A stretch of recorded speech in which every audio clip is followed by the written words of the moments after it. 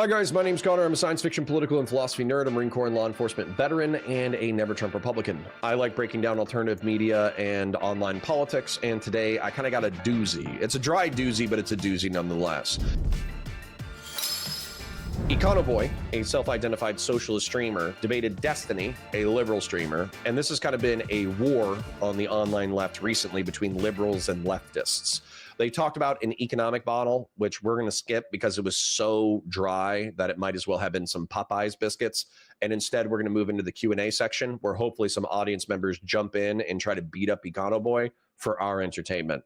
I will be pausing intermittently in order to explain the drama that has led to this event with an explosive climactic end. Thank you. Let us go. Wealth accumulation, and your system, by relying on tax revenue, I think relies on, by the literature that I'm familiar with, a less efficient means to socialize the returns to capital. And hold on, wait. Just to be clear, we both rely on the exact same mechanisms, right? So again, I don't think that my system is equivalent to a corporate tax. Okay, wait. If you're a janitor, and you're working in your system, where are you getting all of your money from? Where you work. How is that place generating that much money? To pay a janitor? Yeah, janitors are not making the same amount as like an engineer. If you're like working at think of whatever the poorest fast food worker, the poorest compensation job. Oh, well, yeah. I mean, obviously, so janitors don't work at like the janitor company, right? So like there are cleaning services companies, right? But I mean, a lot of janitors are employed by corporations directly, and so you'd have a similar diverse structure for how, employees are hired and like what kind of employees are getting hired. Sure, but then let's say it's for a small restaurant. Where are the janitors in that company, or in the small restaurant company? Where are those people getting the majority? They would need to get a lot of money from the state, right? Well, they would be hired either from the balance sheet of, or the cash flow operations of the restaurant itself, right? So they would either hire janitors directly, or they would contract out that service to like a cleaning the janitors company. In that society, in your society, would have to be getting all of the profit like distribution from also like the giant Amazons of your society as well. It relies on some tax mechanism, some social redistribution. They would be, so what you do with the dividends is just a question for your fiscal state. So you're right. So you could just directly give everyone a check. If wait, hold on. You keep using these terms to hand wave away what I'm saying. You say you said that your system directly addresses like income inequality, or directly addresses distribution of wealth. And I said that, no, we rely on the same mechanisms. And then you just said, well, that's a question for the fiscal state. That's yes, the fiscal state is what deals with wealth redistribution through taxation. Okay. So in my system, 100% of capital income, like in an ideal system, obviously, 100% of capital income is socialized. In your system, maybe you can raise the capital gains tax to 60%, but that's going to like destroy the economy, right? Like we know that capital gains taxes are bad for investment allocation. They're bad for investment distribution, right? Sure. Like it disincentivizes investment. I agree. So but in your system, we have no idea if your system works at all, to be fair. Okay. Because you can't say that, well, in your system it would work perfectly, but in mine it would destroy. We have no idea how your system would work. We know 60-70% capital gains taxes don't work, right? So I mean, I think that my system, it maybe would have a shot of working. We don't know if your system can even maintain a functional society. So I don't think that's fair to say that we can just assume that. But I'm just saying that in your system you have no examples of it, so you can't possibly disagree with that. Hold on. We have a system. Well, no, because we have even like really bad socialist systems, like the USSR, for instance, right? A terrible, awful socialist system. They had a functioning society, right? Like it wasn't like the whole entire society collapsed, right? Wait, is that funny? Hold on. Wait. Well, it's funny because the Soviet Union literally did collapse. Okay, so I don't know why that would be the example. No, the Soviet Union did collapse because, again, that was a socialist system. I've already said it's terrible, right? But again, to say like we don't even know if your system would even like society might collapse if your system happened. All right, let me go ahead and try to explain this as best I can while still having some frustrations with the conversation. So let's say that we have two models right here. One is the current. I don't know if I want that line to be read, but that's okay. That's fine. So let's say that we have two models right here. We have the current capitalist system, and we have the system that Econoboi is talking about. All right. This is my understanding of it based off of the 2 hours that I watched yesterday. So right now, in the capitalist system, we have the government, And the government is in charge of the society. I know that people can argue that the government is to serve the people, blah, blah, blah. Who gives a shit? We know that the government ultimately, if you don't do what they say, they're going to send armed people to your house and they're going to kill you, right? And so what the government does now is through taxation, I think the corporate tax rate is 20%. And then, of course, for income, it's between like as low as 0%, where the government actually pays you, all the way up to 37% for personal income. But the whole model of it is we all work, we're all productive, we get a wage that we trade for our labor, or we're part of the capital owner class and we get stocks and dividends and very complex financial systems and all that kind of stuff. And so as a result, the government basically takes like a 20% slice of everything, right? I don't know if that's accurate, but let's just use a 20% as a nice round even number. And so it provides services, though. That's what I would say it's different than the mob, because the mob just takes 20% and then tells you to go fuck yourself. And then if you don't pay them, they firebomb your business.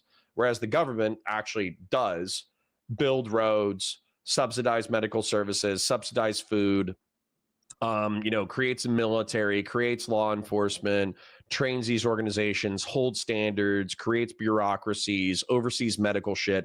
There's a ton of stuff that the government actually does do that guarantees some level of social welfare. Is there corruption? Sure. Is there waste, fraud, and abuse? Absolutely. But is mixed economy capitalism and liberal democracy probably the best system that we've come up with so far? Absolutely. And so, in my opinion, within the capitalist system, we have a lot of liberty and freedom. We have the capacity to do what we want to do, but we got to kick it up to the big man, right? And so that's our current system. The problem with our current system is that if you're dumb or poorly educated or disabled or, I don't know, weak or frail, then the system will pay for you to survive, but barely. You'll live in a bad apartment on the wrong side of town with very cheap food, very poor entertainment, and you basically are just waiting to die. Smart Asian guy says !Discord, but he's not getting access to it because I don't have links. Let me go ahead and get you the Discord link momentarily. But the whole point is that we fail our weakest members. And then also, even within productive society, it's arguable that the working class is currently being exploited, because the wages are less than subsistence or their subsistence level, right? We can pretty much pay our bills and be a few days late on a bunch of bills, and that's the way that the working class lives. And so since socialists are trying to emancipate the working class from the oppressions of capitalism, Econoboi has an interesting model for how he wants to. There's the Discord links in chat. So boom, if you want to join the Discord, join the Discord. I'm going to turn my streamer mode back on though, so you guys don't have to listen to the Discord notifications. So anyways, so Econoboi wants to emancipate the working class from the oppressions of capitalism. And so what he wants to do is he wants to create a bunch of sovereign wealth funds and economic entities within that are subordinate to the state. But what these guys do is they invest in various companies that are already successful within the market. And sometimes he says that they can have like majority ownership. Sometimes he says that they can have minority ownership. But effectively, they're just investment vehicles of capital. And so the whole point of these things is to take varied levels of ownership of the means of production so that they in turn reap profit that then get returned to the people. So, and like, I'm okay with this to a degree. If the government, if our current capitalist government created a single sovereign wealth fund that invested in the economy and returned dividends to the American population, I don't think I'd give a shit. But then Econoboi wants to take this further, where not only do you create sovereign wealth funds and investment firms that invest within the economy using public monies, but then he wants them to effectively be the boards of these companies to make decisions within society's interest. And then he also wants these companies, because they're subordinate through the board system, to ultimately go to these companies whenever they want to make a change about anything. So whenever you add an employee, you have to go to the boards in order to make sure that they get a, like a share of stock of the company. If you want to, invest in a technology that's typically outside of your realm as an entrepreneurial venture, you have to go to the board for approval. If you need capitalization in order to start a new business, you have to go to these boards. And so, in my opinion, like, fuck that. Like, there's an advantage to the government harnessing the productive energies of the market in order to enrich themselves so they can redistribute that wealth back to the have-nots of society. But why the fuck would I ever want to turn over this much control to the government? And my other point is, too, that I've made previously, is if you have, I don't know, a benevolent dictator or like a really nice guy as president, this isn't necessarily a problem. But if you have somebody like Donald Trump, who has already proven that he is willing to use the state to bend public and private enterprise to his will, how have you not just created the exact level of bureaucratic opaqueness that would allow a fascist to abuse society through rules and norms with which they don't give a fuck about? Right? So that's my frustration with the model. And so Steven is saying, like, well, how do you not have all these problems? And Econoboi is saying, well, we have all these problems now, and your problems are more similar to my problems than you care to give credit for. That's effectively the argument. So yeah. Gen X says, can we please just tax billionaires and have single player healthcare? No. We have to decommodify basic human needs, and we have to have workers owning the means of production, because that's what Marx said. Well, Connor, that's not how the model works. I listened to 2 hours of this shit, LB. So I'm kind of sick of your shit. So you can explain to me how it works. Go ahead. Well, I'm not going to wait on you. I'm going to let the content flow. But if you're going to be like AF Racing and Beef Supreme and fucking Harley from yesterday, and you're going to say, Connor, you have an overly simplistic understanding of this idea, I expect you to explain it better than I just explained it. Anyways, let's let the content flow. So many substantial reasons to think that my system would work much better than the USSR, and the USSR for 100 years had like a a country and a government, and they had services and things like that. For 100, isn't it like 60 years? Yeah, it wasn't 100. Well, what was it? It was like the 1917 revolution all the way to the 90s. So I mean, that's to 90, like 91 years. Son Patty says, poor as fuck catching strays. Nope, I already apologized to him. We're back to normal. I apologize to AF Racing. I apologize to Beef Supreme. I apologize to Harley Smith. We're back to normal. We're throwing elbows again. Yeah, about 70, 80 years. Not say about, okay, we'll say about 70 years. But okay, I'm just saying that back to the directly addressed thing, right? In your ideal world, the people at the Amazon Corporation would be making way more than the people at the Pancake House Corporation. You would have to find a way to get do you at least concede the point that we can't we cannot literally have a 100% capital gains tax. We can't have a 100% wealth tax. That your system, you keep saying that your your I know, I wouldn't want to tax that way. I don't know. I wouldn't want to tax. I wouldn't.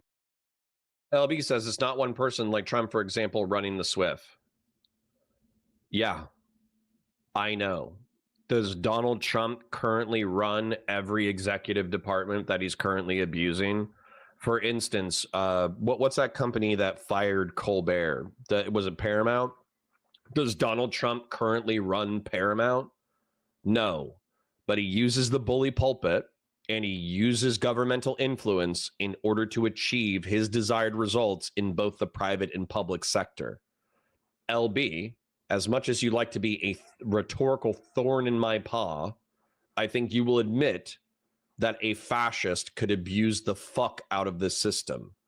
If an entrepreneurial enterprise wanted to hire an additional employee and they had to go to an opaque bureaucracy in order to get approval for hiring an additional employee, then that's the kind of like administrative bloat and slowdown that would be ripe for nepotistic abuse. So hard fucking pass. I agree that would be horrible. I think corporate tax should be zero in the United States. I think we should just dramatically raise. So that's in my view, that's a distinct advantage of my system, is that it's much more egalitarian. You couldn't get the egalitarianism of my system under your system because I'm just saying that the egalitarian to upper limits of tax. And by the way, we don't even know if like egalitarianism is like a moral good. You know what I'm saying? So let's just make sure that I'm understanding the term. Relating to or believing in the principle that all people are equal and deserve equal rights and opportunities. I believe that people deserve equal rights and opportunities. So that part of it. But I do not think people are equal. We are not equal in physical capacity. We are not equal in intellectual capacity. We are not equal in biology. We are not equal in many varied facets of being a human being. So why would I go to egalitarianism as an end goal? Why wouldn't I just go to freedom as an end goal? Where you can do whatever the fuck you want to do. If you want to be a homeless person and do heroin and shoot down the side of the road, I think that's bad. And actually, I don't want that. I don't want that. But you're technically free to do it, and you're free to kill yourself. Why would I care to save you from yourself if you're an unproductive piece of shit? I'm tired, so I could come up with better examples, but I'm not going to. Well, but we can't talk about any of the evolutions of your system because it's highly theoretical. But I'm just saying that you still need a government entity to reallocate money from one business to the employees of another business. Now, my system does it with taxation. You might have a different name for it in your system, but in your system, the guy that works at the Pancake House versus the guy that works in Amazon's AWS cluster, the Alley Cat says too much Destiny. Bye. Okay. excess profit that he generates has to go to that Pancake House employee at some point. You can call it whatever you want, but it's at some point it has to be redistributed back to him fiscally. So that's what I've said. So you interrupted my explanation, but I thought I was directly answering it. The reason I said it's a fiscal decision is because you could do substantially anything with that money, right? So LB missing the point again. I'm not talking about not wanting sovereign wealth funds. I think sovereign wealth funds are based. I think taking what is it? We have like a $6 trillion federal budget. I think if we took like, I don't know, 200 billion per year, built up $1 trillion sovereign wealth fund, and then you actually had a publicly owned financier and investor in the American economy, to the point that effectively like weird ventures like green energy or nuclear power or infrastructure projects could go to the sovereign wealth fund for capitalization. I think that would be so fucking based. I have no idea why we haven't done that yet. Sovereign wealth fund sounds amazing. What I don't want is I don't want $1 trillion, not $1 trillion, but I don't want the sovereign wealth funds of the public sector to own the entire private market, which is explicitly what Econoboi is arguing for. I mean, you could do a UBI. Let's just say that you do a UBI. Okay, so all the capital income, I think it's something like $4 or $5 trillion a year, is kind of like evenly distributed amongst all people, all adults. That's about $1,500 a month, right? I mean, that's not like an amount of money that... I agree with you. I think you could do it with it, but at that point, it's not intrinsic to your system if you're using a UBI. That's the same thing as me doing welfare, right? So yeah, that's what I'm saying. You could tax and spend such that you get a $1,500 a month UBI. But what I'm saying is that the taxes that you would rely on would be much more detrimental to the economy than my system of socialization of capital. And obviously you disagree, but I mean, that's my point. I think my system's more economically efficient. Okay, I wanna start. We are circling the drain so much, but I do have Okay, AKA Badasui says equal in principle, like all being able to achieve the highest jobs or careers. AKA Badasui, if you're talking about something intellectual, sure. But even within the intellectual game, I'm not going to rig society so somebody with 80 IQ can be a CEO of a Fortune 100 company. I know it's probably a straw man against your position, but I'm just going to articulate it because I think there are people who are this silly. I'm not going to create a DEI slot on the board of a Fortune 100 company so an 80 IQ person can be represented at the board. That's sounds like a waste of time, money, and energy. I'm not doing that. And then same thing with like physical capacity. I'm not going to force NASA to keep an open slot so they can take like a paraplegic into space. Now, if they want to take a paraplegic into space for whatever scientific experiment that they want to do and the paraplegic is down, yeah, sure, let's do that. But as far as like forcing them to take people who don't have the physical capacity to do the job that they're looking for, not interested. I'm infinitely more like meritocratic, technocratic, the world's unfair, suck it up than that. Amphibious Orca says shooting heroin on the side of the road is San Francisco and Philadelphia's favorite pastime. Exactly. And they're kind of free to do it. They're kind of not free to do it, but we all make choices at the end of the day. You guys are choosing to be productive. You're going to the jobs. You're working 8 hours a day. You're listening to this podcast or live stream that's making you infinitely smarter. It's honing your IQ so you become the Ubermensch of society. God bless you. So you will become great. I have full faith in your abilities. But you could be just shooting heroin on the side of the road. You could literally just quit your job right now, take whatever money you have, go buy hard drugs and just start abusing it and start living out of a tent. We all make choices, and those choices make us fundamentally unfair and unequal. Patriarch says the problem is that when socialists are talking about egalitarianism or equality, they're not talking about equality of opportunity, but equality before the law. I agree, Patriarch. They're oftentimes talking about equity. They're talking about trying to rig the game such that there's more equality of outcome, which I'm not interested in at all.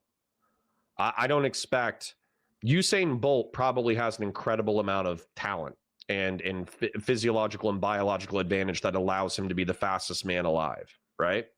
But he also probably trains his ass off.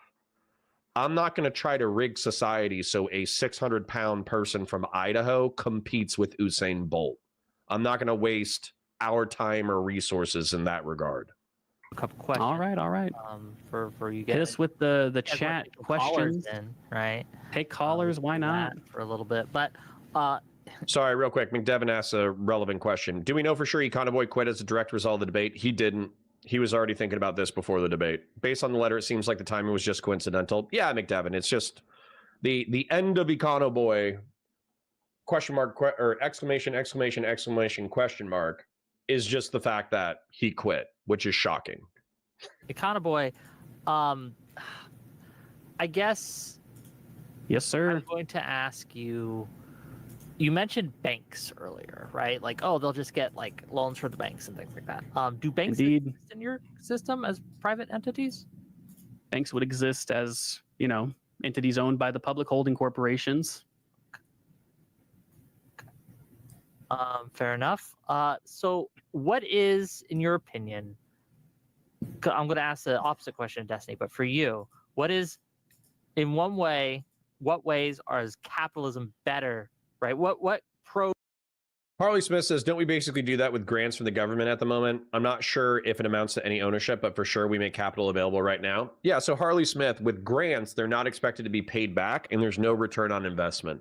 So Solyndra was a scandal from the Obama admin because I think they provided grants or loans to a solar energy company that ultimately ended up collapsing. And it was like $500 million. In the scale of things, it was actually not that much. But Fox News made it a huge deal because the Obama admin lent $500 million that wasn't paid back from a failed solar firm. And so with a grant, you have no ROI, with a return on investment. With a sovereign wealth fund, you have an ROI, which is effectively you're trying to find the firms that will succeed within the economy. That way you can either, let's say that you take a stake in the company. Let's say that you take a 30% stock share of a company. Well, if that company succeeds and the stock increases in price, you can sell that stock at the market rate and you can take that cash and invest in other ventures. So that would be the ROI if you took a purely stock equity perspective. You can also sign agreements for like loans, like capital loans, where effectively like this is actually what I'm doing right now. I'm not going to lie. I have investors for my sci-fi and Warhammer channel. They're going to give me a certain amount of operating expenses for the next year that allows me to build the business. Once we achieve the business, not only do they have a stake in the company, so if I ever, go public and have a stock option, effectively the valuation of my company goes up, so they benefit that way. They also have a revenue share, profit sharing model, where through this purchase, they are getting XYZ revenue and profit in perpetuity. So they're effectively getting, I mean, I'll just say it, they're getting a higher rate up front of the profit, but they're getting 10% in perpetuity. So they might have lent me, just as an example, $12,000 over the course of a year. But if the channels grow to be like 100, 6-figure income channels, they're not getting $12,000. They're getting $12,000 for the rest of their fucking life. You know what I'm saying?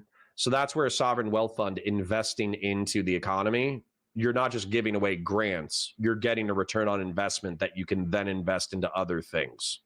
That's why I think it's actually I don't like Econoboi's idea.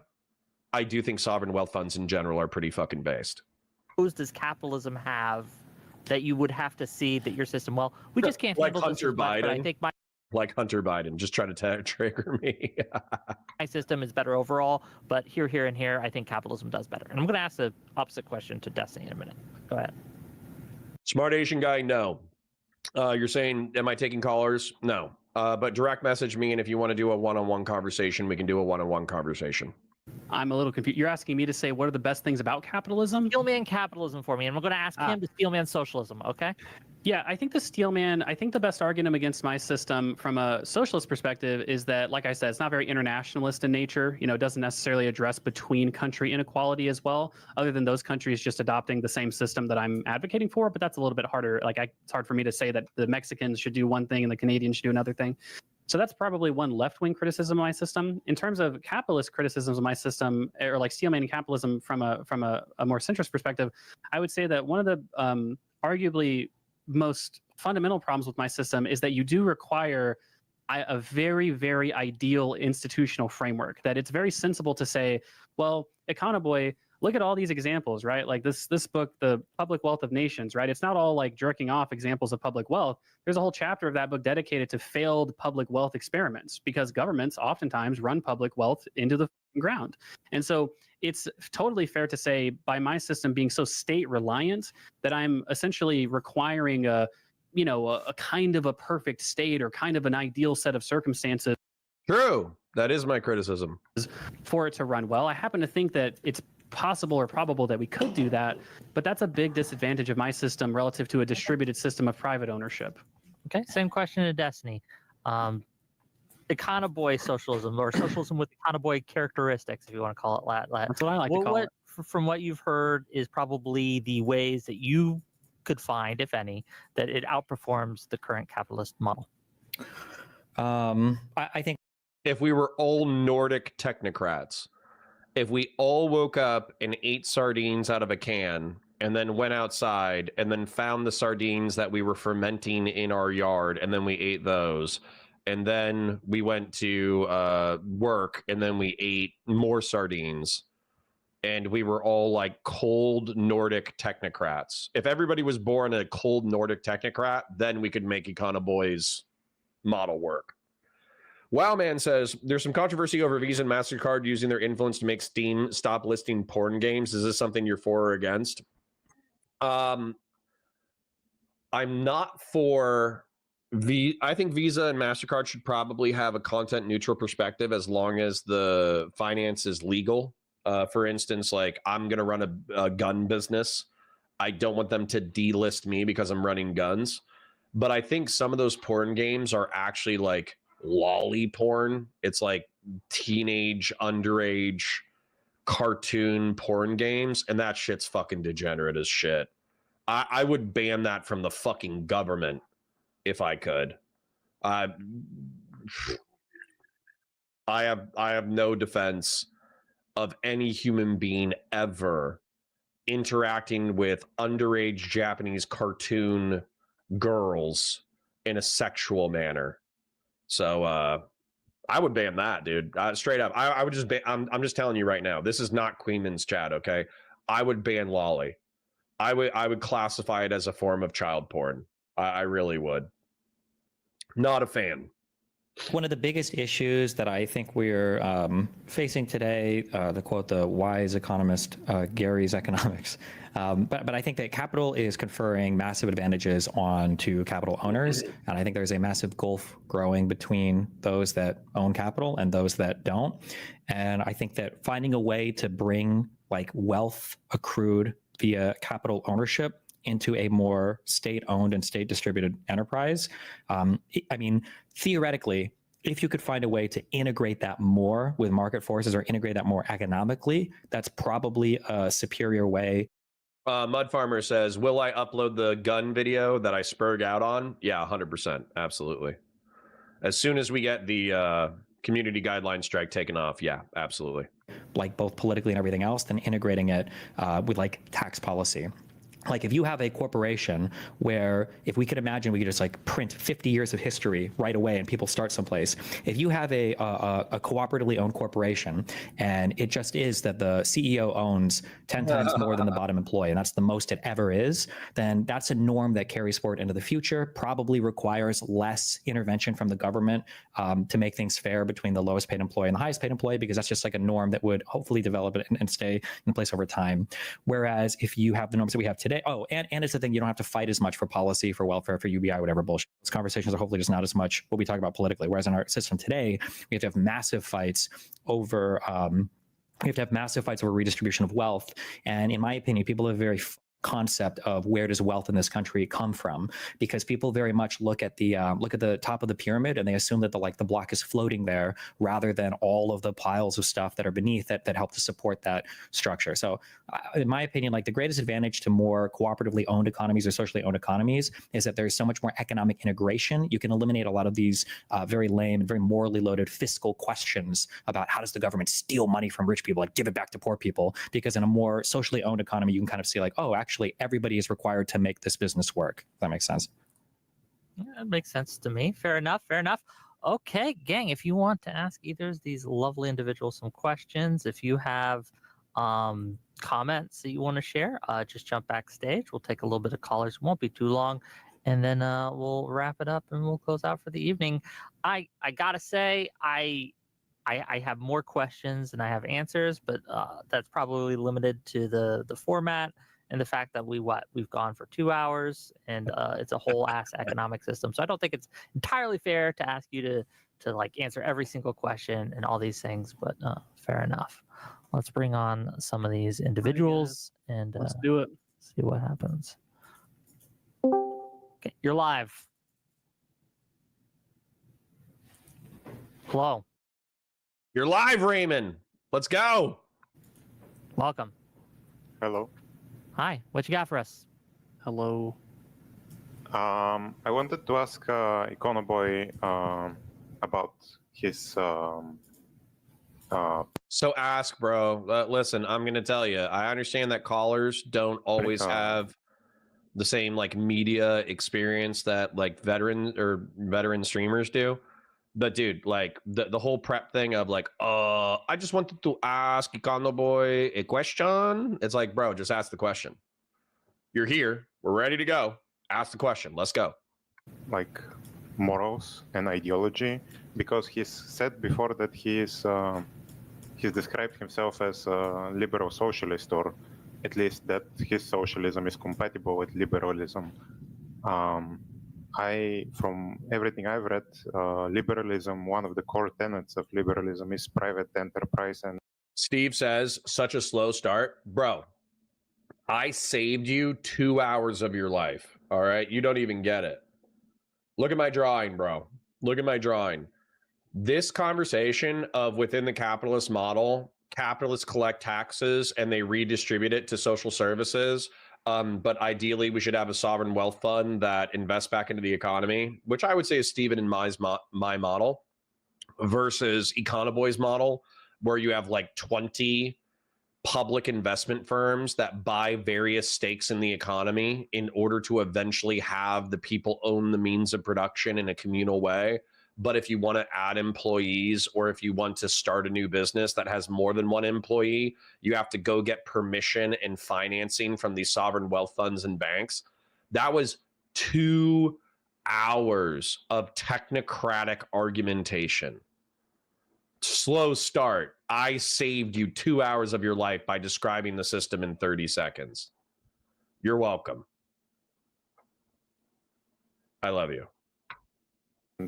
Private property, but in his ideal society, as I understand it, private property wouldn't exist and would be highly discouraged, maybe even not allowed by the state. Is that correct? Yeah, so I referenced also in the beginning of this discussion multiple liberal thinkers who really didn't agree with that conception of liberalism, or at the very least, they thought it wasn't necessarily incompatible to have a socialist worldview, but also a liberal worldview. I think J.S. Mill is a very well-known historical liberal thinker. He's not like right up there with like Locke and Hobbes and things like that, but he's pretty well-cited liberal, let's say historically, and he was a socialist at the end of his life. John Rawls, perhaps the most well-known liberal thinker contemporarily, certainly in political philosophy, he's probably the most famous political philosopher in our contemporary time.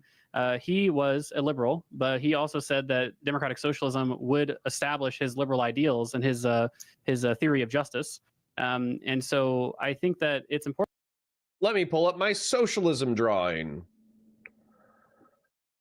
So here's the socialism map that I think is important. Yeah, this is the one that I want.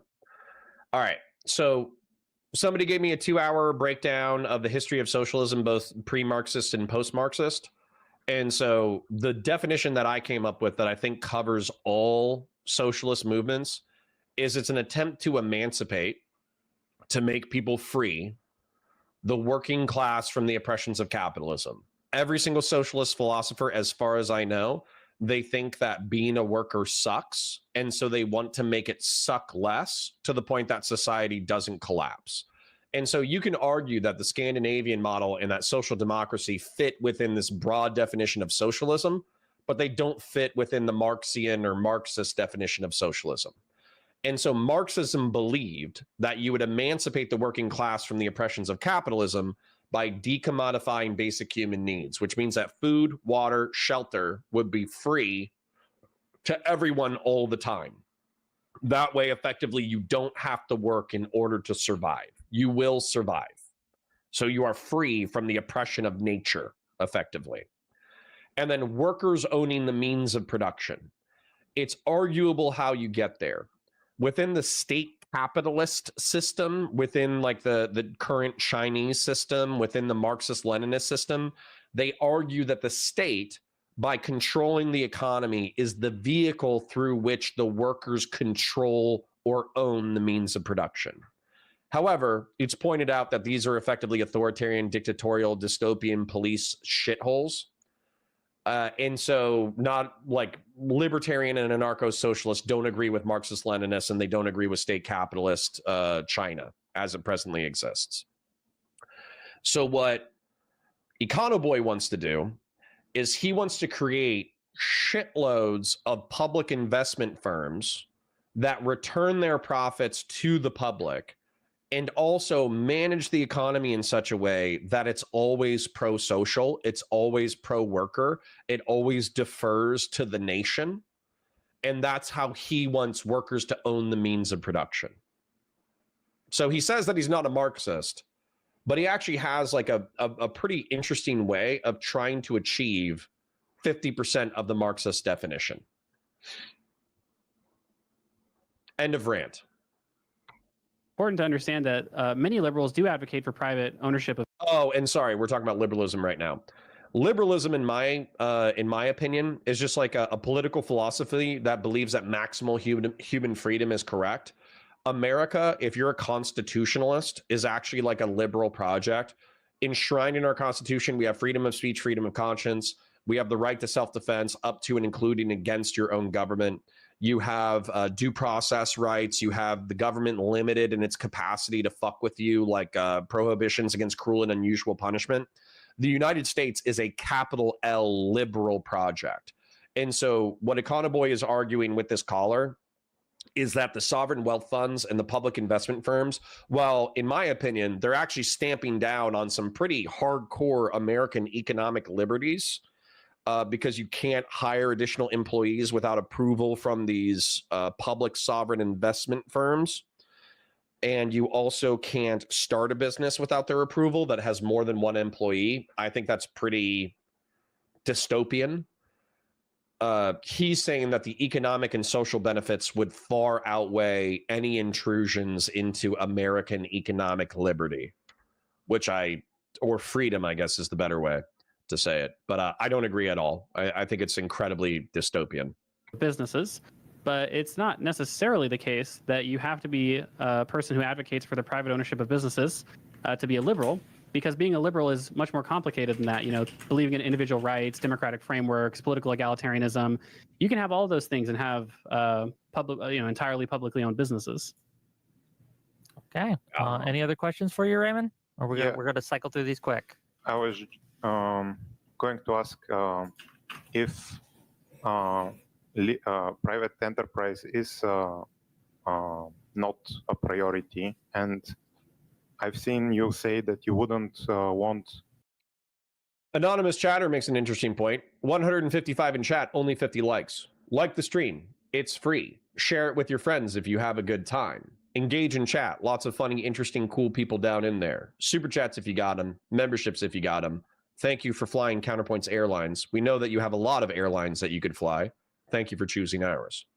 Too much, how should I say it, state oppression and state means to get rid of private property. You said that you don't want systems like the USSR and maybe China, but Rob says, do I agree with Rawls's veil of ignorance idea? No idea. I'm unfamiliar. I haven't read Rawls.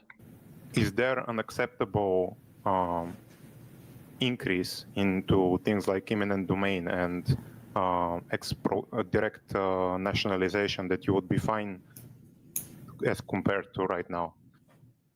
Yeah, again, so I think that there are probably moral and practical economic upper limits to how much you can socialize. I know that Destiny wanted to talk about let's just kind of skip to the end state and imagine how it would look like, which is totally fine.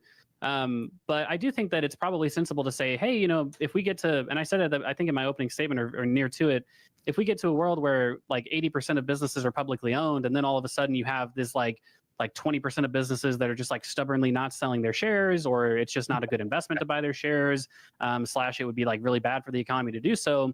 I'm not really so offended by the idea of allowing some trivial level of private ownership in my society. No, sorry. I'm asking more like if you have the democratic mandate, the people come to you and say, bro, we want to get rid of private property, so we are increasing eminent domain by 10 times with this and this and this measure, or we are going to national. Sorry, two people asked, and it's funnier than the content that we're currently watching. So somebody said, hey, Connor, were you thinking about joining ICE to join? Hershot says, Connor, are you joining for that 50K bonus? And then Sen Patty says, like, it's crazy that you can join the fucking Gestapo and get a year's pay as a bonus and your student loans paid for. Listen, man, I'm not going to lie. I thought about being an incompetent ICE agent for about 30 seconds, because I'm a former cop. I'm former military. I have a 4-year degree. I speak Spanglish. I could actually be, like, on paper, a pretty kick-ass ICE agent. But obviously, I'm not for detaining and deporting random fucking productive Mexicans, especially like construction workers and agricultural workers. You know what I'm saying? If you wanted me to go after sex traffickers or gang members, sure. But if you want me to chase Jose down the fucking street because he's trying to work for $10 an hour out of a Home Depot parking lot, you can go fuck yourself. But what I thought would be funny is, what if I joined up and then I was just like the worst foot pursuit ICE agent ever, where wherever I get into a foot pursuit with, like a random Mexican in a Home Depot parking lot, I'm just like,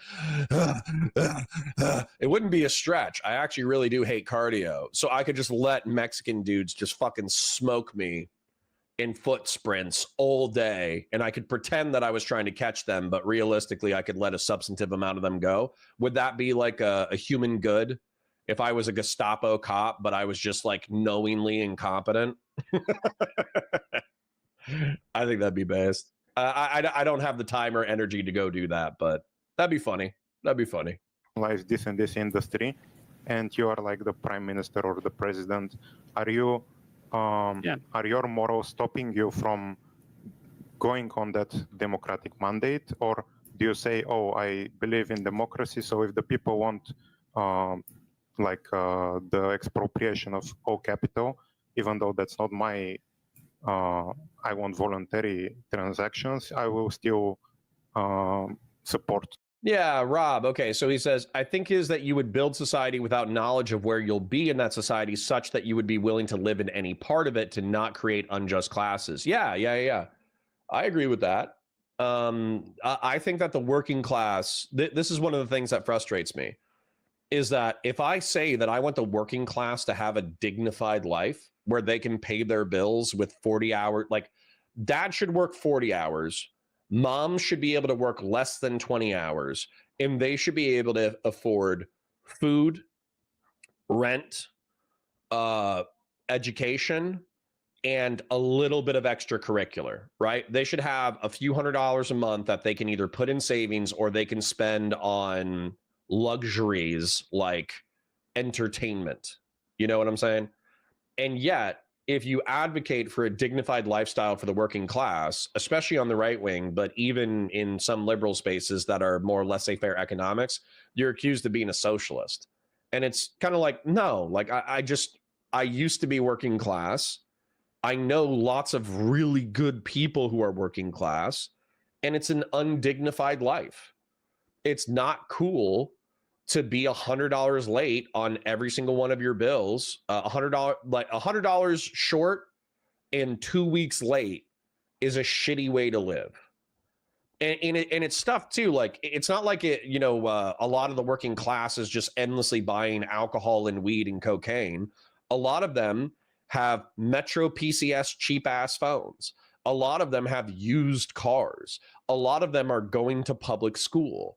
A lot of them are getting their groceries from Walmart. There's not a lot of like luxury in their lives. The luxury in their lives are the fact that they have a television, and after working 60 hours a week, they're able to watch Netflix for 2 hours before they pass out. That's not a dignified life. And I don't like that the right wing and laissez-faire liberals effectively say, well, tough shit, find a better position within society. I think that's good advice on an individual level. I would tell a working class person, hey, we're not going to be able to fix the working class economics in such a way that sometime soon you will have a dignified life. So on a one-to-one advice basis, I would tell them the same thing. Hey, sucks to suck, figure it out, get a better job. That's individual advice. But as far as social prescription, no, I think the working class should still be dignified. It fucking sucks that people don't think that way. It really does. The involuntary transactions. Yeah, like I said, I mean, whether you want to make me president or not. Beef Supreme said he applied to ICE yesterday. Based. I would argue probably against that if it would require some like wild level of violence or militarism in our society. So if they wanted to vote me out, I guess they could. But like I said, based on my morals and kind of how bad I think the trivial level of private ownership left in society would be, I don't think it would be that big of a deal to wage essentially a war to socialize the remaining 20% if you had to do that. Also, can I just say real quick, because I see people saying this just as a quick thing, when Econoboi says private property, when we're talking about private property in this circumstance, we're just talking about like capital stuff. We're not talking about like homes and cars. I try to and say businesses. Yeah, I know, but I see some people are saying like, oh, he wants to take your house or your private property. When that's the distinguishing thing for socialists is usually private property versus personal property. Socialists don't want to take your personal property unless they're really good, I guess. But when they say private property, they mean like businesses and like revenue generating stuff. That's generally what people are talking about. Yeah, they're not going to take your PlayStation again. Okay, so Yes, Raymond, thanks for calling in. Thanks. Hello, you're live. Hello? Hi. Hi, what you got? Hello, how are you doing, sir? Oh, what's up? Oh, this is the guy. Oh my God. One of my biggest fans. I finally get to meet you. How are you doing, bro? Holy shit. Your destiny, okay? Oh my Your God. destiny, why your all politics? I feel like you defend. No way. No way. Yeah, hold on. There's something schizophrenic going on. This might be a Queeman chatter. Thanks. Hello, you're live. Thanks. Hello? Hi. Hi, what you got? Hello, how are you doing, sir? Kosher Kathy is an Indian man? No fucking way. Oh, what's up? Oh, this is I the guy. have- Oh my God. One of my biggest fans. I finally get to meet you. How you doing, Okay. bro? Holy shit. Are you Destiny, okay? Oh my So, God. Destiny, why your all politics? No way. Guys, I swear to God, I did not know this was happening. I did not know that this happened. Holy shit. This is so funny. Oh, I gotta find it. I gotta find it. Stand by. Stand by. Holy shit. Kosher. Where's Kosher Kathy? Oh, this is so funny. Where is she? Come on, come on, come on, come on, come on, come on. It's a female profile. It's so funny. It's an Indian man. What the fuck? This is great. Did they get banned? Did they get banned? If you get banned from Queeman's chat, that's crazy. All right. Anyway, somebody can find it, but there's a bunch of replies to Kosher Kathy, but I'm not seeing Kosher Kathy in the chat. So I'm still in Queeman's Discord.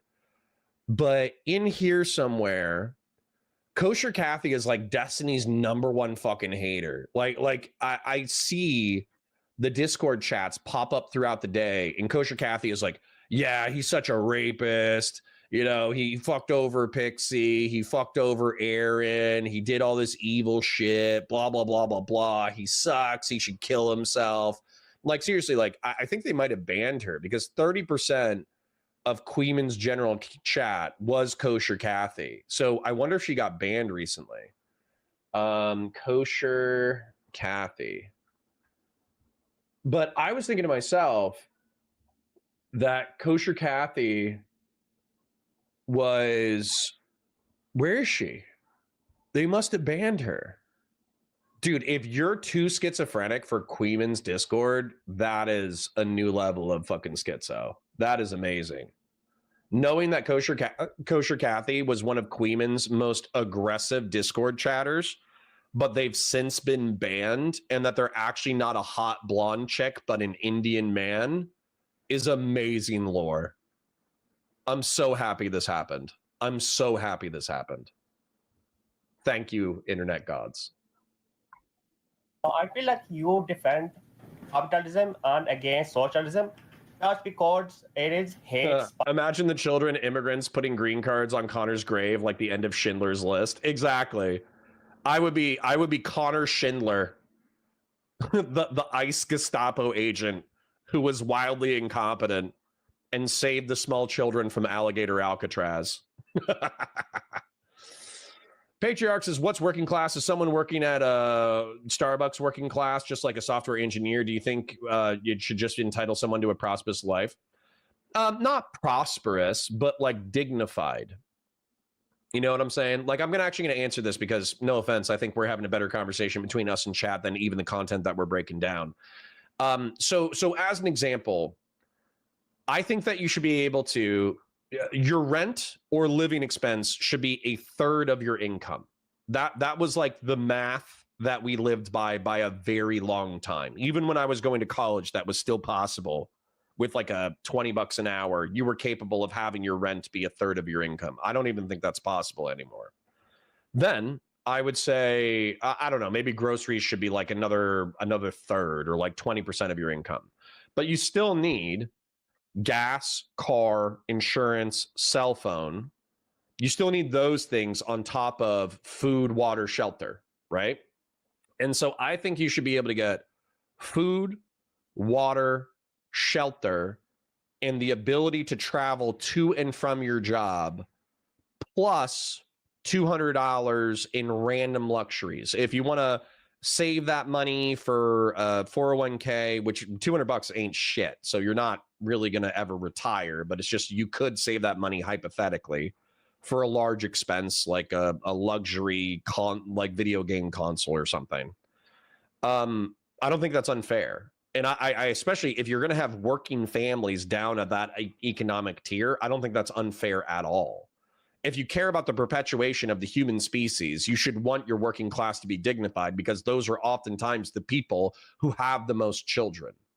Now, do I think that you should like have the salary of a software engineer who's saying, let's say, making between 70 and 150K in our current economy? Probably not, right? Because a software engineer, particularly if they're single, which oftentimes they are, lol, they can afford to get a mortgage on a condo. They can afford to pay off their equity. They can afford a $50,000 car. They can afford their insurance. They can have disposable income. So no, I don't think that I don't think these people are economically equivalent, and I don't advocate for a luxurious lifestyle for the working class, but it should be dignified. And right now it's not. Talk to any working class schlub.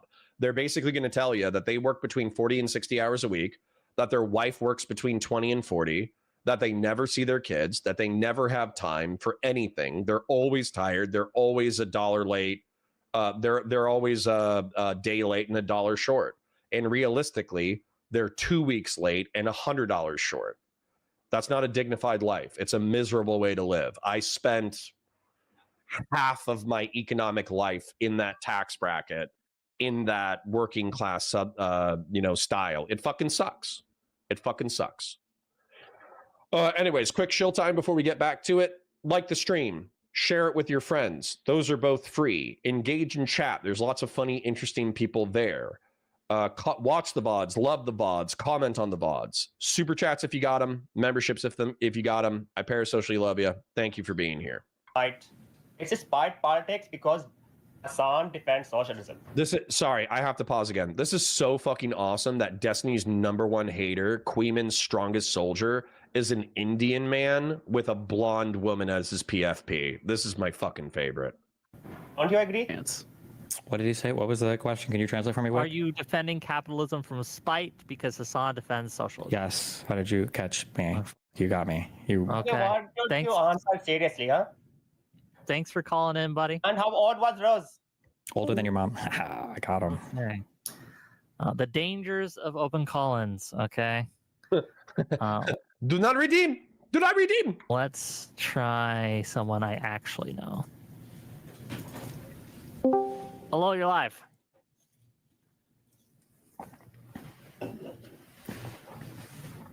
Hello, you're live. What's up? Oh, so I got a question for Econoboi. I do agree with the criticism that it seems like it's Jebtan. Good to see you, Jebtan. Oh, I love Jebtan. most of like the reasonableness in your system comes from that transitionary period where things aren't actually the system that you want. With how massive and impractical that transition even is. True. Get him, Jebtan. What is your qualm with just like having a broader social safety net and leaning more into like freer markets or like more protected markets like in Scandinavia than straight up socialized ownership of all profits? SVH asked a more interesting question. No offense, Jebtan. I parasocially love you. I got here late. Did they talk about the definition of socialism and why not to include labor as a means of production?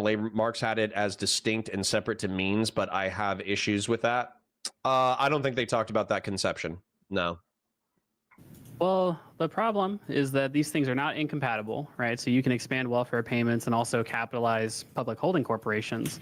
And I think also one of the big things is that I don't think that this is very impractical, right? So again, I'm using Norway as an example, but I think there's reasons to think that the United States would have actually an easier time of socializing production than Norway, but Norway was able to, at this current present moment, able to up social ownership to something like 40 to 45% of GDP.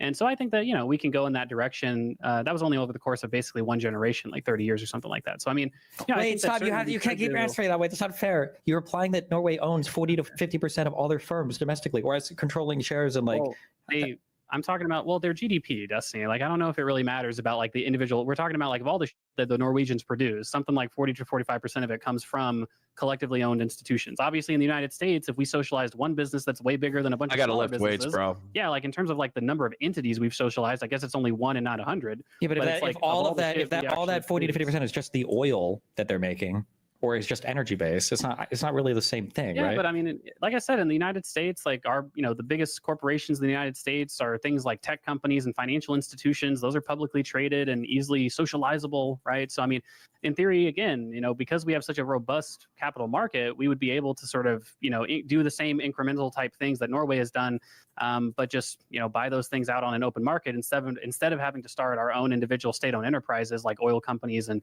mineral extraction businesses, right?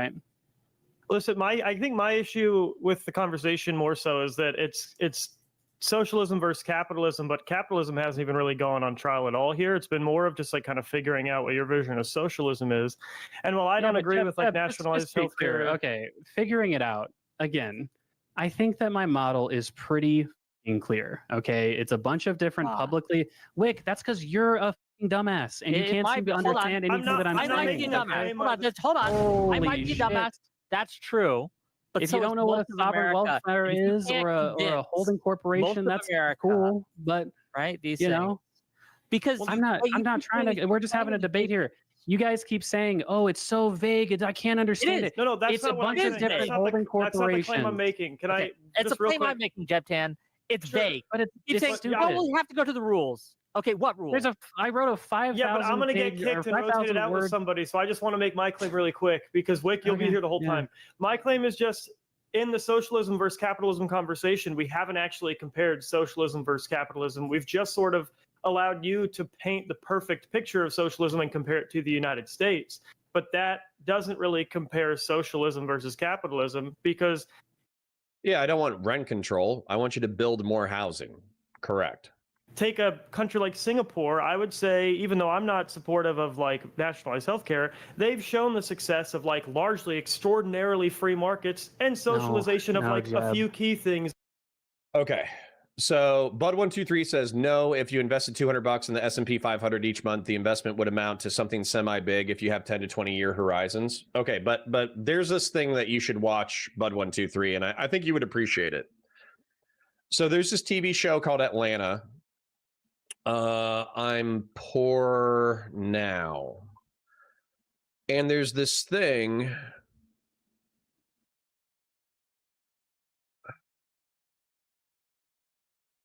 There's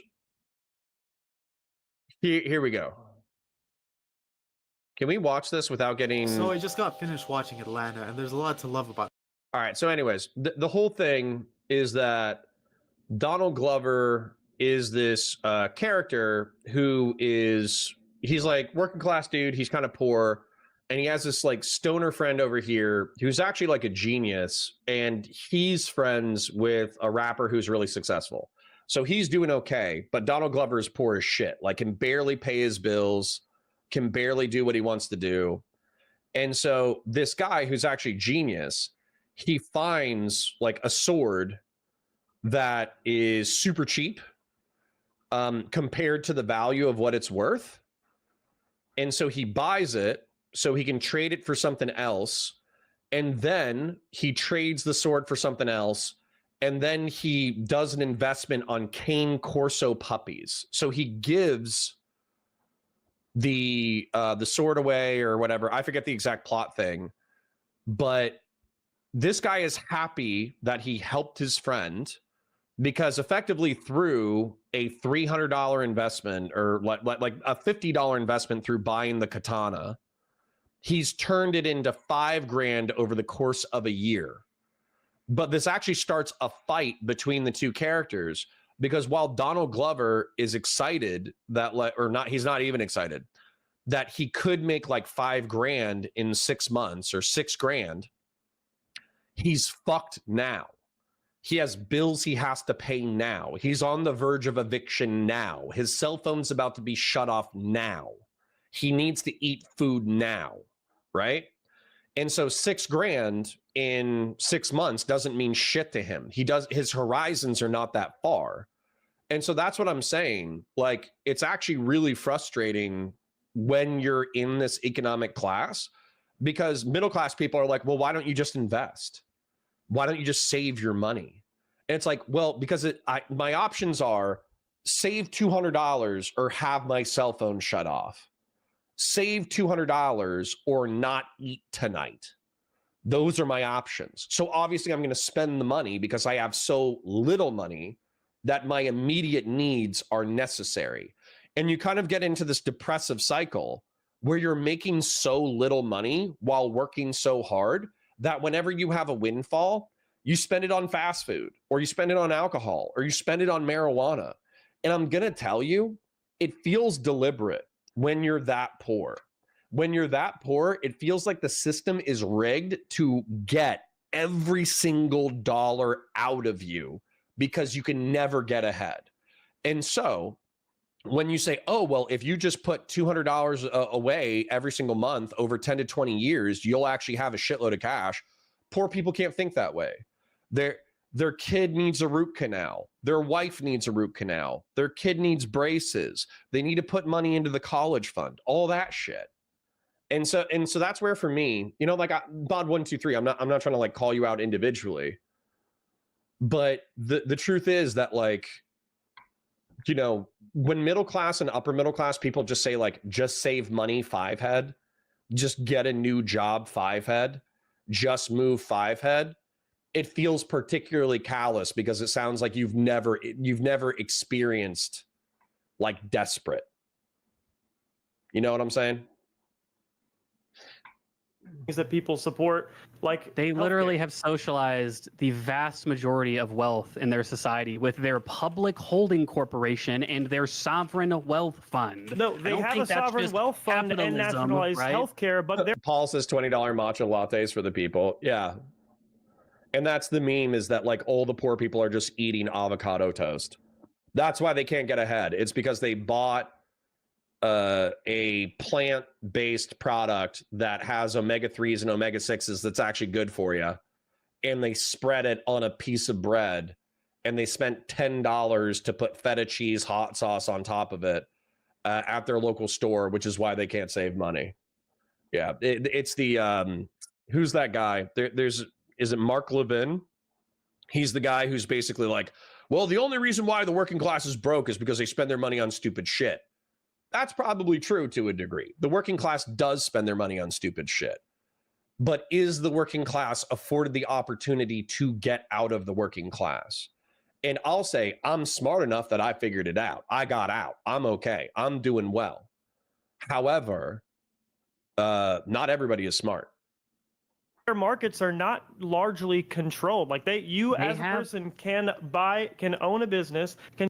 Right. Grassroots says I'm assuming middle class people can afford to give all their money to schizophrenics on the internet to say stupid shit and make asses of themselves. Yes, that's me. Thank you. Start a business, can raise capital for Sorry. But what if my kids are super, super annoying? Nice. They're in the No, I agree. They're not a socialist country, okay? But the idea that Singapore is just this like perfect capitalist, utopia, it's not true. They have socialized with public ownership the vast majority of the wealth and business capital in their society, with socialization of those means of production. Of the government's wealth. But what I'm saying is on the socialism versus capitalism all the wealth in society, in Singaporean society, that is. What I'm saying is on the socialism versus capitalism side, I think you would agree Singapore is more on the capitalist side, and someone who is a proponent of, by the metric of, you have free flow of capital, you have the free ability to open a private business, raise private capital, hire private employees, and you're good to go there. Okay, but in terms of all the shit that they produced and all the wealth they've accumulated, most of it's socially owned. Yeah, but the means of that production is not. It's publicly owned. Yes, it is. You just don't know what you're saying. You don't know what Singapore. You just go read a book. Jesus Christ! Thank you for calling in. We do got. So sick of having to explain. Go read about how Singapore organizes its fucking entities and its public wealth, and you tell me if that's just a bunch of capitalism. Like they have fucking collectively owned means of production. To be clear, your system. I couldn't do what they do in Singapore, right? I couldn't go and open my own business. So Wick, I'll explain it for the 20th time, okay? In my moral framework, we might get to a point where you'd have some wild needs to do a revolution and expropriate all the landlords and capital. I wouldn't advocate for doing that if we landed there. Now, if we got, yeah. Hey, Wick, again, in my ideal system where we have total public ownership, it doesn't look exactly like Singapore, but I haven't called Singapore socialist. I've only said that they're not just capitalist, like dumbass Jeb is saying, and like you're trying to imply. Those are totally different statements, aren't they, Wick? Do you understand the difference? What I am saying is that the reason. Do you understand the difference between Corbin Sales, $2 up, beautiful. Nothing much, man. How you doing yourself? For those of you who don't know, I talked with Corbin Sales recently. He's the fascist Chad from one of the Destiny Pangburn conversations. He's got longer hair than his current picture, but you should check him out. Type in YouTube, type in Corbin Sales, CORBINSAYLES. He has his own YouTube channel, and he's a smart up and comer, and he's got the right aesthetics and the right rhetoric to be successful. So I hope he grinds after it. between those two statements? I don't think you're addressing what I said at all. Okay. So my problem. Now, Singapore is a socialist country. So is Norway. That's what I've meant the whole time. Singapore is socialist or capitalist. I'm not arguing that. That has nothing to do with what I'm saying. What I'm saying is the system that you have outlined, I could not go and just start my own business. There would be many more roadblocks. Yes. Socialism is different than. Interesting. AF Racing says, I found out recently Cane Corsos is pronounced Cane. That's interesting. Yeah. So I want to show you guys this real quick because it's actually cool as fuck. I love Cane Corsos. There was one Cane Corso. I'm so happy we didn't have to kill it. There was one in our neighborhood that fucked up one of its neighbors. So there was this neighbor who was, there was a Cane Corso in the backyard. It's in the hood. And the Cane Corso, it's basically like a 200-pound pit bull. It's fucking awesome. It's a cool looking dog. And so exactly this dog was sitting in the backyard and somebody walked up and started fucking with it. And the dog bit the shit out of the person. And the owner said that, like, well, we've actually warned that guy multiple times. This is a guard dog. Don't fuck with him. And this guy keeps fucking with this dog. And so he got bit, but it was his fucking fault. And the other guy was like, no, I didn't do anything. I wasn't fucking with the dog at all. So we didn't know. And, you know, there's this stereotype that as soon as a dog bites a human, that we just put them down instantaneously. That's not what we did, at least not in Lake County.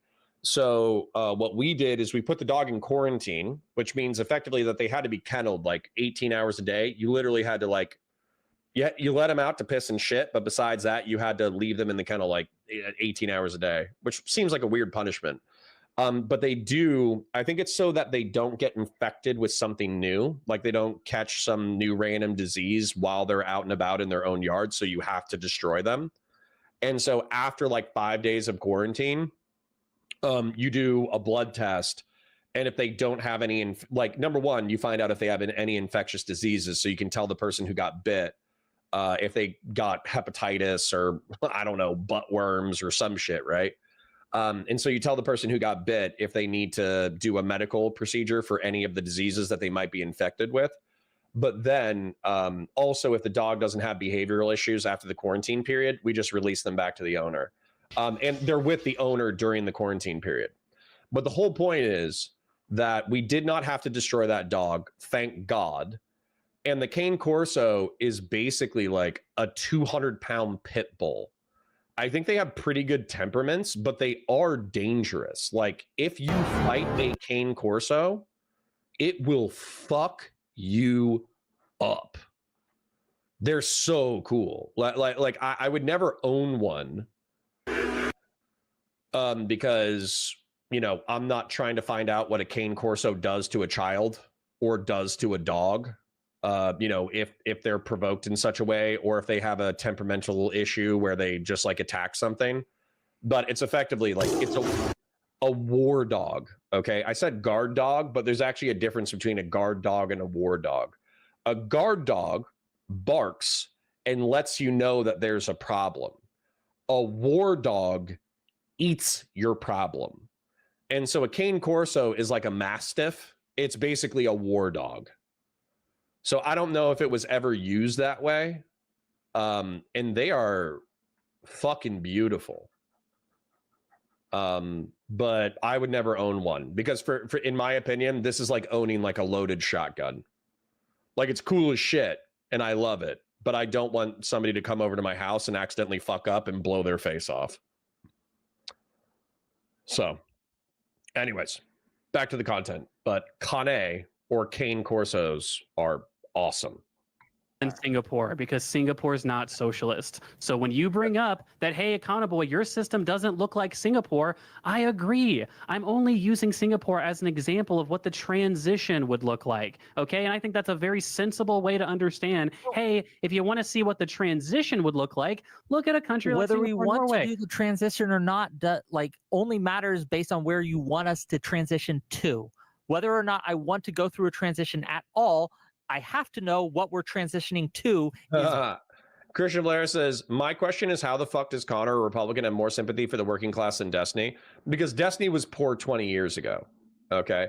Destiny's been streaming for 15 years. I think he started in 2010. And I think that the doxer, the DDoS kid, the guy who was fucking with his income, I think Steven said he was making $5,000 a month at that time. And he was making $5,000 a month, currently divorced from one woman, no mortgage, and a new kid. You know what I'm saying? He went from broke to middle class pretty much overnight. And he's been middle class and upper middle class for a decade. And so I think that he thinks that when he looks at the numbers, the economy is the same as it was 15 years ago. Whereas I would say it's probably similar to the economy from 15 years ago, but the economy 15 years ago was bad. And today's economy for working class people is worse.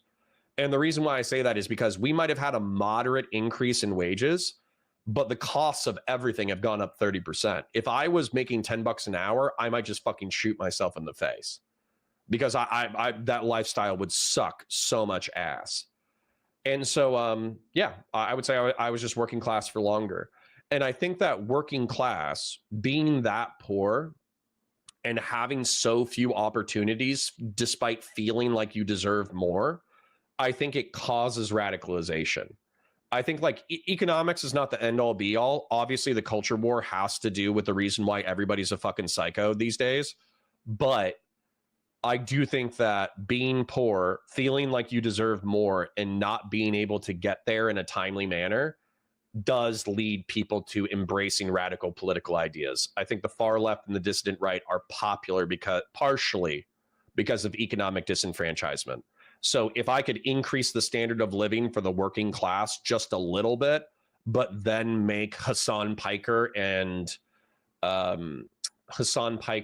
Nick Fuentes culturally irrelevant because people are relatively happy, I would press that Thanos button fucking instantaneously. I do need to go use the restroom, so I'm going to leave you in the competent entertainment of Stephen Bennell II and Econoboi and their call-ins. I'll be back in 2 to 3 minutes. I need to get some water and use the restroom.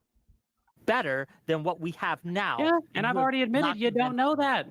I've already admitted you don't know that. One system isn't going to be the same as another. You got to take some risks, you know? I mean, goodness, obviously. Colin, right. Your ideal liberalism doesn't exist either. Your ideal tax code doesn't exist either. You got to make some leaps of logic, you know? Come on.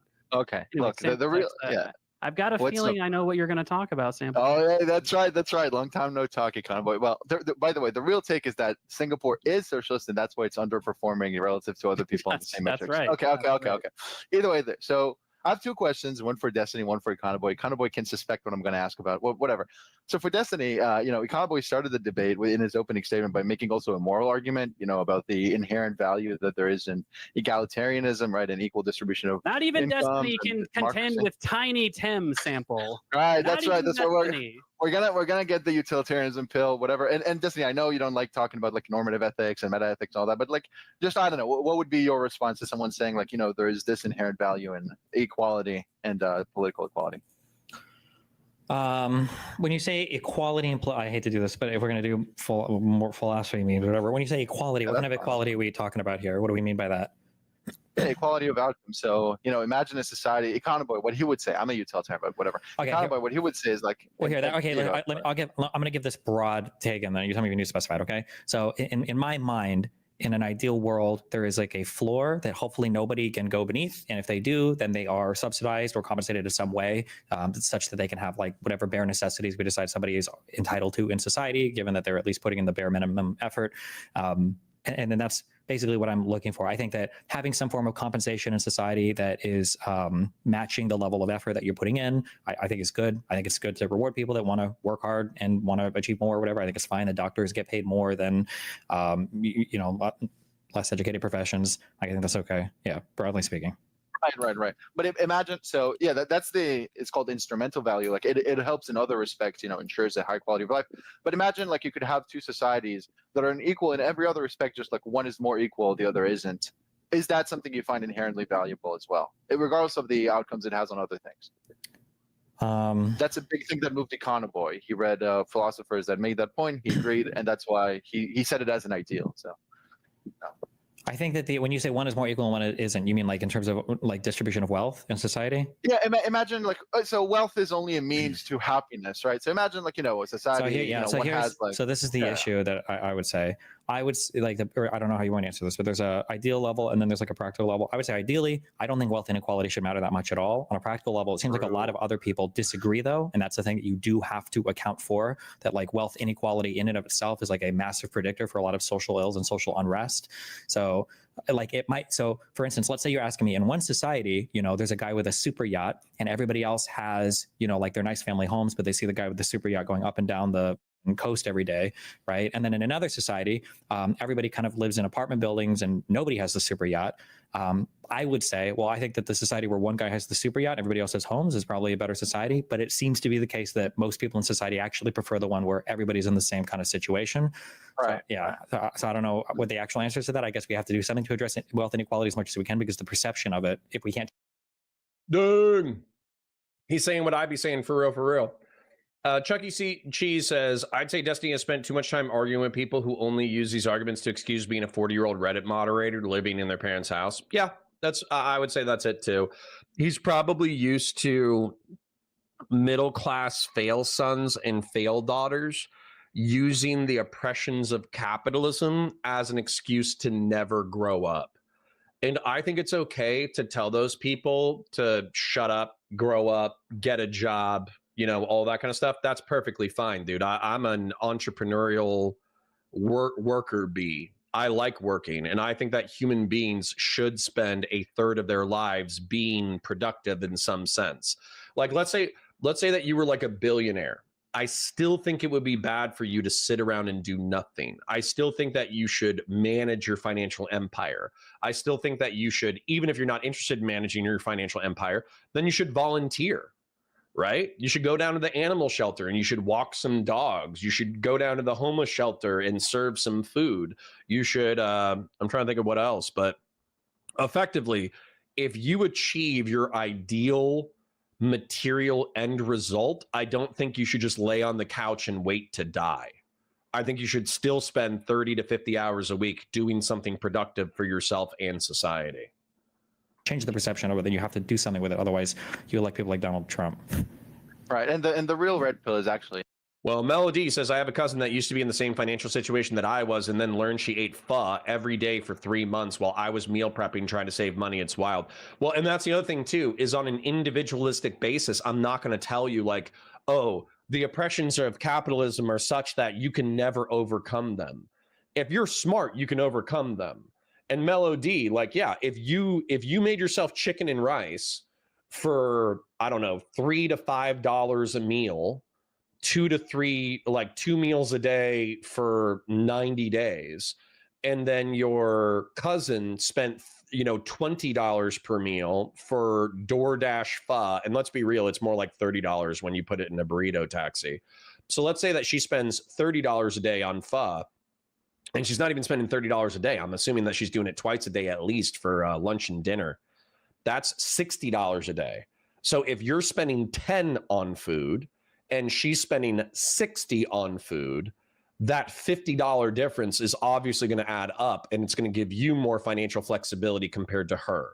So yeah, of course, like don't put all your excess money into burrito taxis. Of course. Alex C says the irony is Singapore banned communism. Based. Jeb is hot. True. Fast and Bulbous says bro is wicking out. True. Inequality doesn't have all these negative consequences people say. So just for example, people can look up Revisiting the Income Inequality Crime Puzzle by Corbin Sales. I'm not a fascist though. Yeah, but you're a Chad and you wanted to talk about fascism, bro. Matteo Pizzona, I think that's his name. And it's a paper, basically meta-analysis, like saying, actually, no, whatever. Either way, that's to me. So for Econoboi, just very quickly. So, Destiny made the point that, like, your system might be equivalent to a system with like a really, really high corporate income. Corbin Sales for another $2 says, also our chat is doing decent views on my channel. Excellent, bro. Excellent, bro. I hope you grind out the content. I hope you surpass me. And then I hope that I'm e-begging from you for super chats. That's what I hope. I hope that you're like a multi-millionaire creator, and I'm like, hey Corbin, please come by. Grassroots is busy. Can you please come oil the stream? I wish that level of success. Tax and whatever, and you made the point. Well, no, actually, corporate profits are also like they eat into new investments. And you and I, we both talked about this before, but like that's not the case when you tax cash flow. That there's a tax called the destination-based cash flow tax that doesn't have this problem. It just taxes cash flows, which is what represents the. I'm probably only going to give this like another 10 or 20 minutes, hoping that some memes come out. I'm actually really happy that we watched the Q&A because I had no idea that schizo Kathy lady from Queeman's Discord was a kosher Kathy. I had no idea that she was an Indian man. That's fucking awesome. I'm so happy that happened. But also, this is still dry as shit. This is the Popeyes. Look at this shit. Popeyes dry biscuits meme. This is the fucking convo, bro. It's dry biscuits without a drink. It's eating all 30 of the, like 10 Popeyes biscuits with no drink in one day. That's this conversation, bro. So we'll probably watch another 10 or 20 minutes and then I'll explain the drama and then we'll wrap up. I don't know why that's funny, but that's funny. Her choke me daddy. Mead feeds her Popeye biscuits with no drink. Yeah, exactly. Value of a stock and what goes to shareholders. So how's your system, Econoboi, different than a system that has just a really high DBCFT, destination-based capital tax, that finances the UBI? How is it different? Yeah. So my system is different because number one, you would need an efficient tax code in my system. So my system. Okay, Corbin Sales is as far as I remember. Sorry, Corbin, if I forget, but he's pretty much a liberal, bro. He's a liberal, bro. He's a center left, bro. So he's not a fascist. The only reason why I called him fascist, bro, is because during the Pangburn thing, he debated Steven about the nature of fascism. That's the only reason why I called him fascist, bro.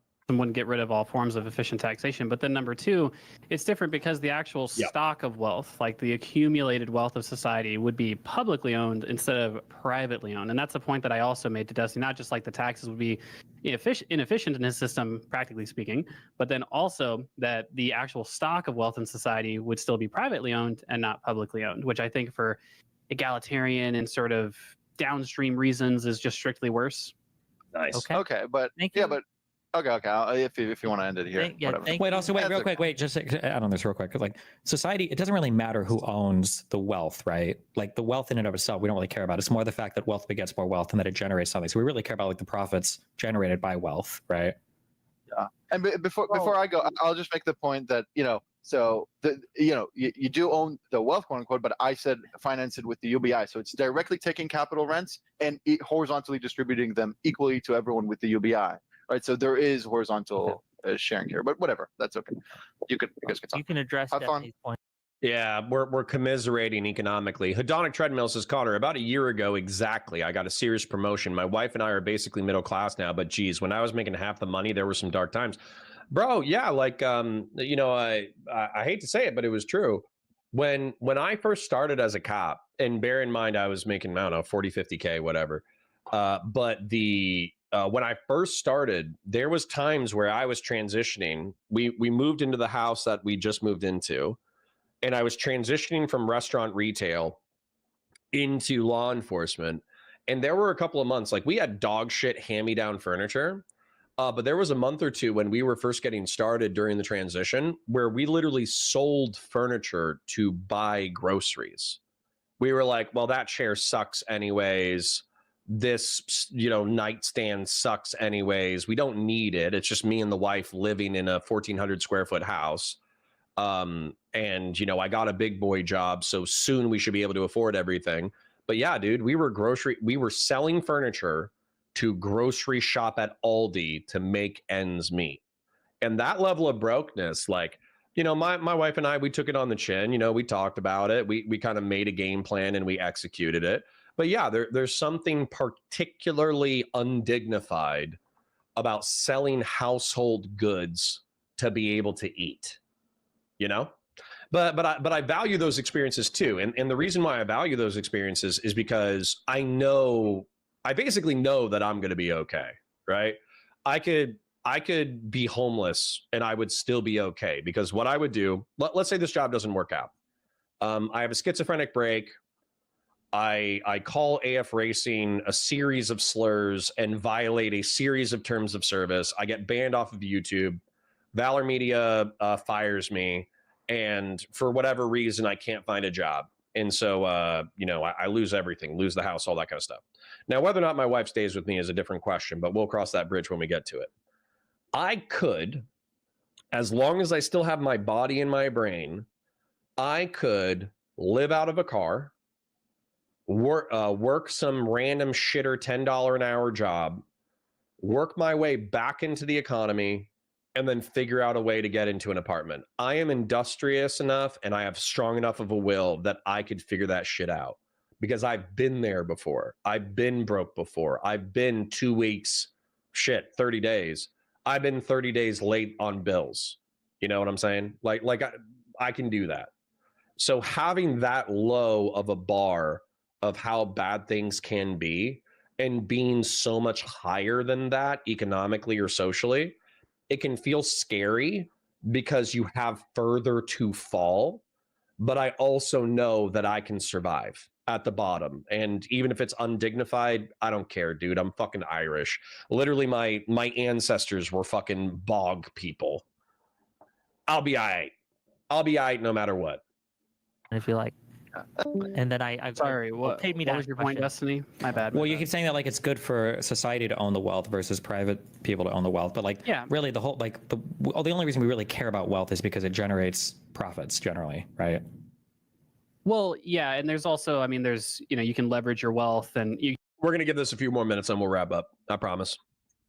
so wealth begets wealth, all the various ways that capital can accumulate, right? So that's one reason. But again, I think there are strict egalitarian reasons to say that wealth accumulation in the private hands is not preferable, right? That, people who are wealthier, I don't think relate to average people the way that other average people relate to average people, because there's this kind of like built-in elitism to society. I think that oftentimes wealth also has the downstream effect of being very toxic for your democratic institutions, right? Like we saw that with Elon Musk. Like under my system, people would still be rich, but like if the richest person in society was worth $100 million, you wouldn't be able to buy an entire social media network and propagandize to a population. You wouldn't be able to pay for an entire presidential campaign by yourself, right? So those are the kind of...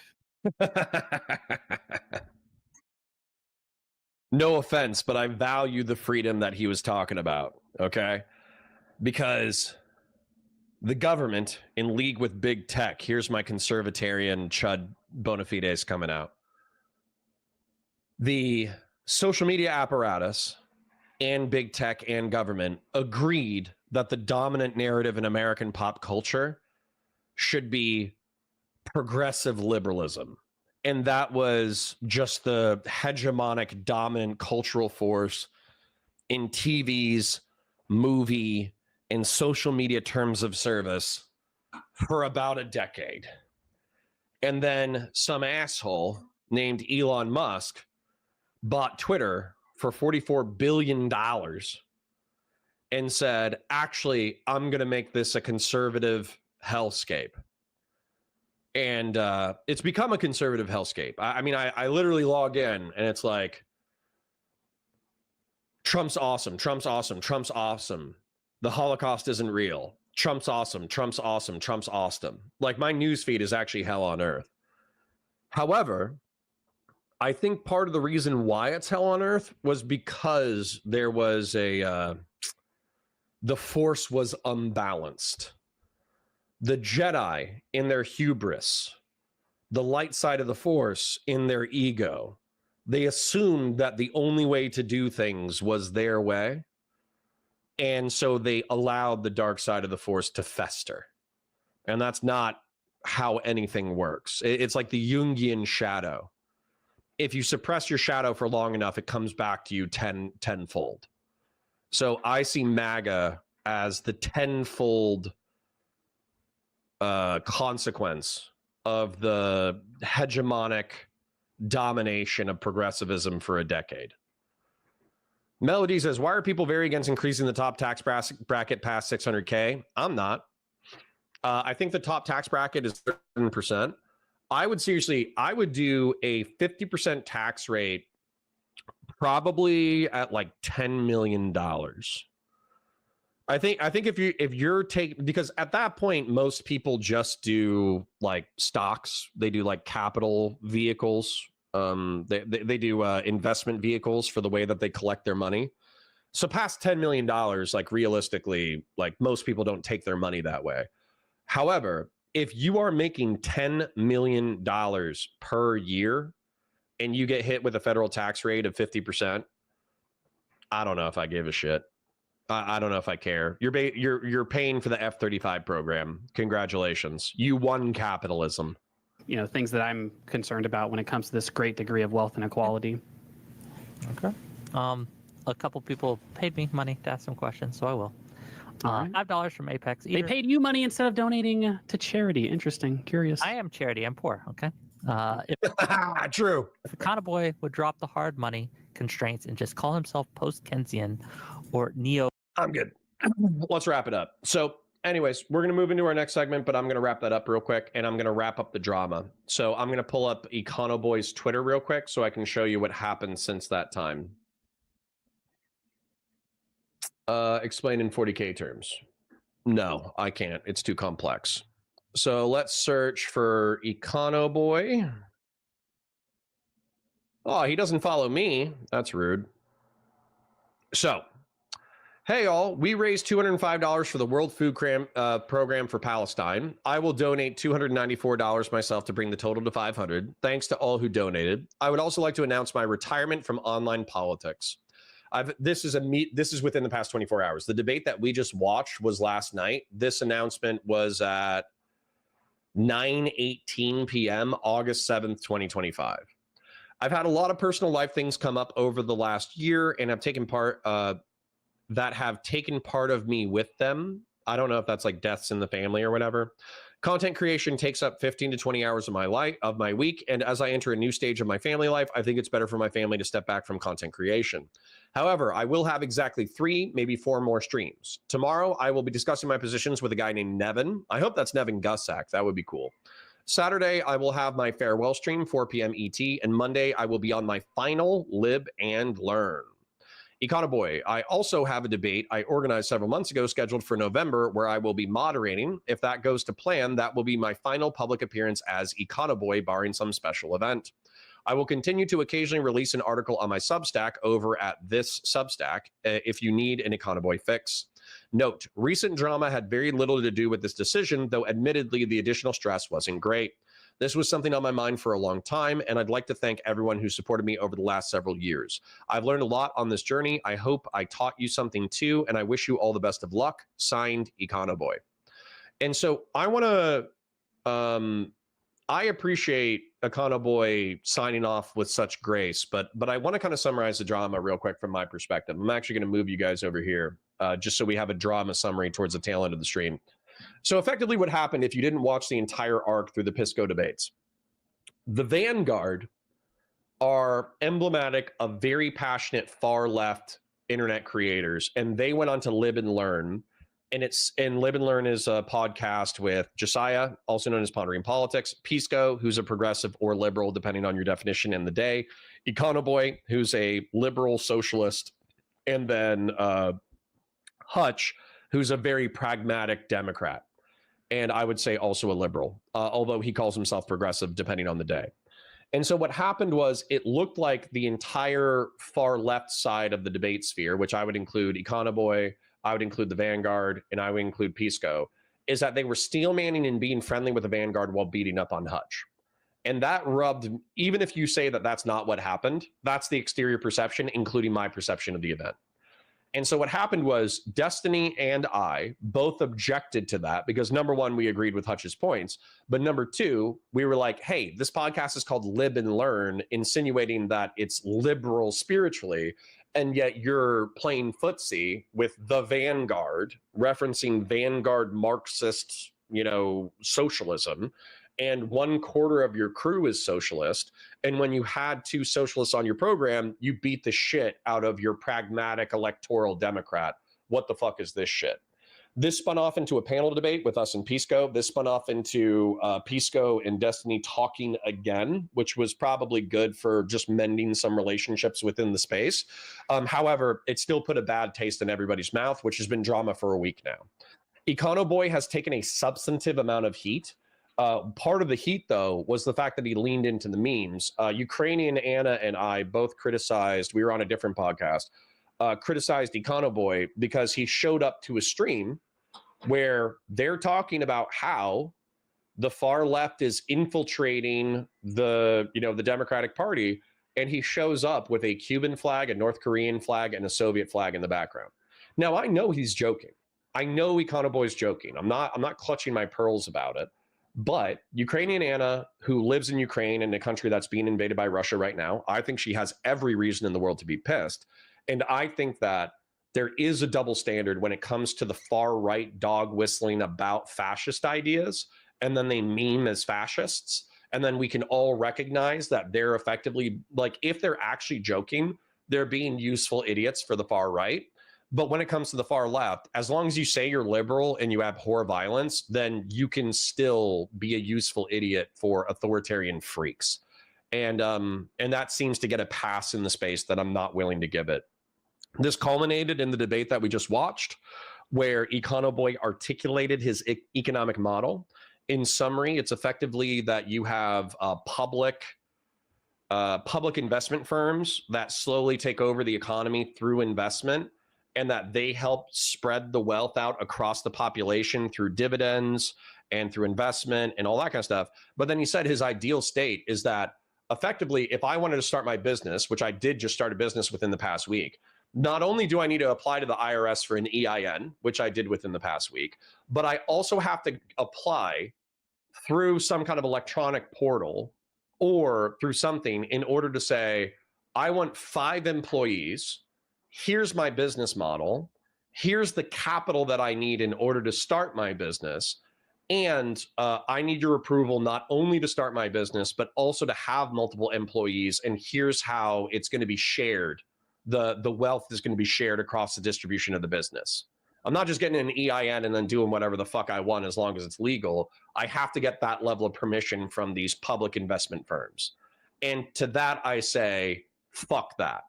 I think that if you had like a perfect king and everybody was a Nordic autocrat, like all of the gangsters from the white working class, the Hispanic working class, and the black working class, if they all woke up one day and they're like, we love fish, we love sardines, and we will live off of sardines, and we are perfect Nordic autocrats, or not autocrats, technocrats, then I think we could pull this shit off.